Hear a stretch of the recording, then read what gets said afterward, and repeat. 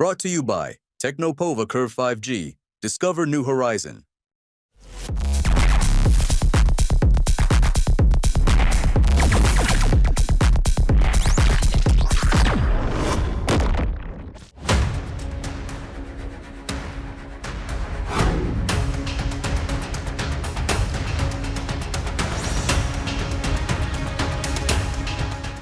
अब बात कर लेते हैं, ओवैसी साहब की बात कर ली। एक और नेता हैं जो कि फिलहाल महागठबंधन में हैं, मगर उनको लेकर शंकाएं चलती रहती हैं।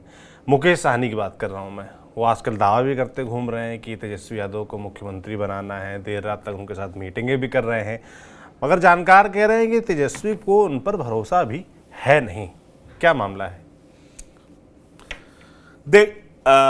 देखिए, आपको एक बात बता दें, मैं बड़ा हैरान हो रहा था क्योंकि जब मैं इनके कैंप में बात करता हूँ, मुकेश साहनी के कैंप में बात करता हूँ, तो ख़ास तौर पर उनके जो प्रवक्ता हैं वो अक्सर इस तरह की बात करते हैं कि हम महागठबंधन का अभिन्न हिस्सा हैं, हमारे नेता उप मुख्यमंत्री बनने जा रहे हैं, हमें इतनी सीटें मिल रही हैं, लालू जी से बात हो रही है, कल रात भी 2 बजे तक हमारे नेता तेजस्वी यादव के साथ थे।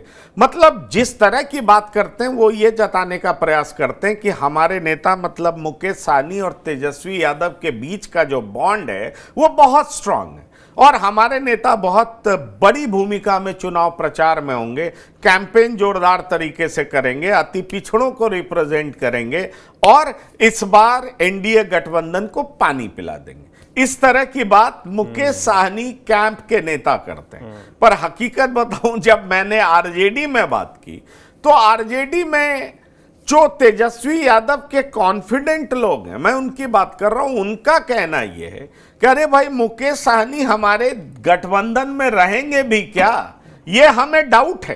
तो मैं वही कह रहा हूं कि मुकेश साहनी दावा कर रहे हैं हम गठबंधन में बने हुए हैं और खुद आरजेडी मान रही है कि हमारे साथ रहेंगे क्या। उन्होंने तो यहां तक कहा कि मेरा नाम आप कहीं कोट मत करिएगा, मुझे और मेरे शीर्ष नेतृत्व को पता है कि मुकेश साहनी एनडीए में भी बात बनाए हुए हैं, बात चलाए हुए हैं, अगर उनको डील उधर बेहतर मिल जाएगा तो इधर कभी नहीं आएंगे। और मैं सौरभ एक बात हमेशा आपसे कहता हूं कि उनके वोटर्स के लिए, जो मुकेश साहनी है, उनके वोटर्स के लिए बड़ी सहज स्थिति हो जाती है जब मुकेश साहनी एनडीए में रहते हैं, तो ज्यादा से ज्यादा वोट इनको मिलता है, सफलता इनकी अच्छी खासी होती है और जब भी ये एनडीए से बाहर आकर के चुनाव लड़ने का प्रयास करते हैं ये सफल नहीं होते, असफल होते हैं। इसकी बड़ी वजह है कि जिस जाति उपजातियों का कलेक्शन ये बताते हैं कि मैं उनको रिप्रेजेंट करता हूं, अगर आप उनके तमाम सिंबॉलिक चीजों को देखें जिसको वो मानते हैं, पूजते हैं, सहारा लेते हैं, तो आपको ये समझ में आएगा कि हिंदुत्व के तमाम सिंबॉलिक चीजों के बेहद करीब हैं।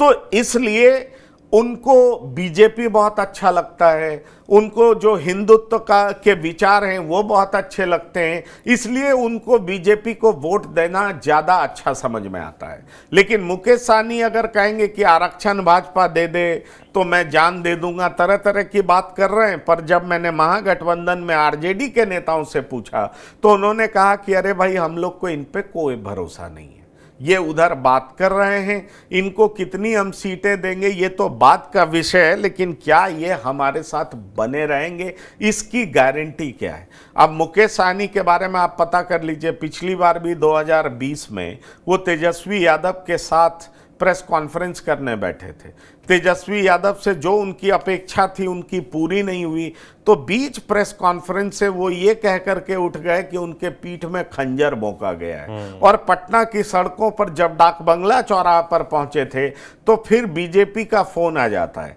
बीजेपी का वो हिस्सा बन जाते हैं, वो एनडीए गठबंधन का हिस्सा बन जाते हैं, उन्हें सीटें आवंटित की जाती हैं। ये बात और है कि बीजेपी अपने कुछ नेताओं को, उम्मीदवारों को उनके सिंबल पे लड़ाती है और इनको 1.5 साल के लिए एमएलसी बना देती है।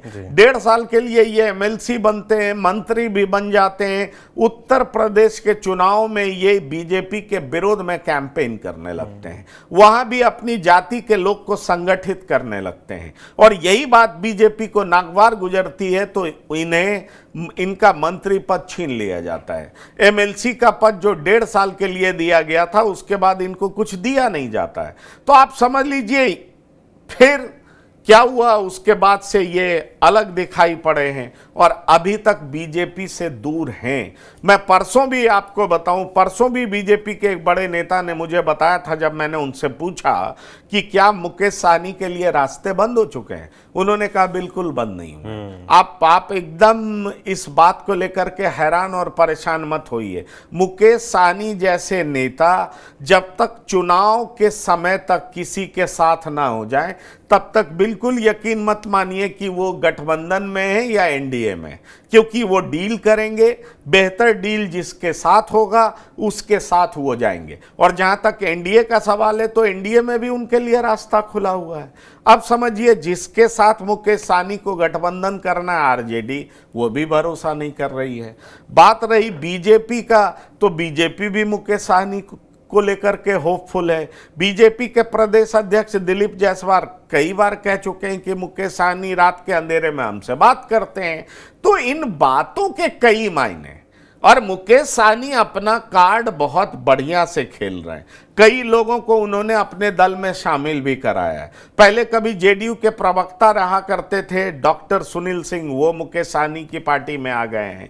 बीके सिंह दिल्ली पुलिस में कार्यरत थे, आईपीएस थे, वो भी मुकेश सहनी की पार्टी में जा चुके हैं। एक और आईपीएस जिन्होंने वीआरएस ले लिया, वो भी मुकेश सहनी की पार्टी में जा चुके हैं।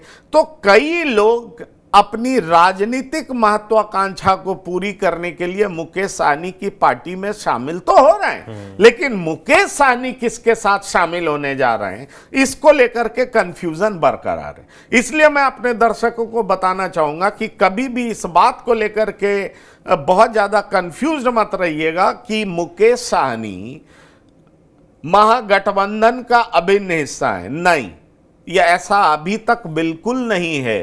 आरजेडी खुद उन पर भरोसा नहीं करती। आरजेडी के बड़े नेताओं ने मुझे बताया है, वही बात मैं आपसे साझा कर रहा हूं। और एनडीए में बीजेपी होपफुल है कि मुकेश सहनी हमारी तरफ आने जा रहे हैं, इसलिए मुकेश सहनी दिख रहे हैं महागठबंधन में।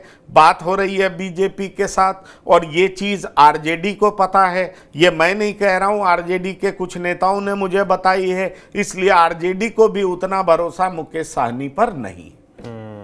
बिल्कुल, तो ये है मुकेश सहनी का स्टेटस। कुछ भी मतलब क्लियर नहीं है कि वो करने क्या वाले हैं, और जिस पार्टी जिस गठबंधन के साथ वो इस वक्त हैं, वो भी उन पर भरोसा नहीं कर पा रही है।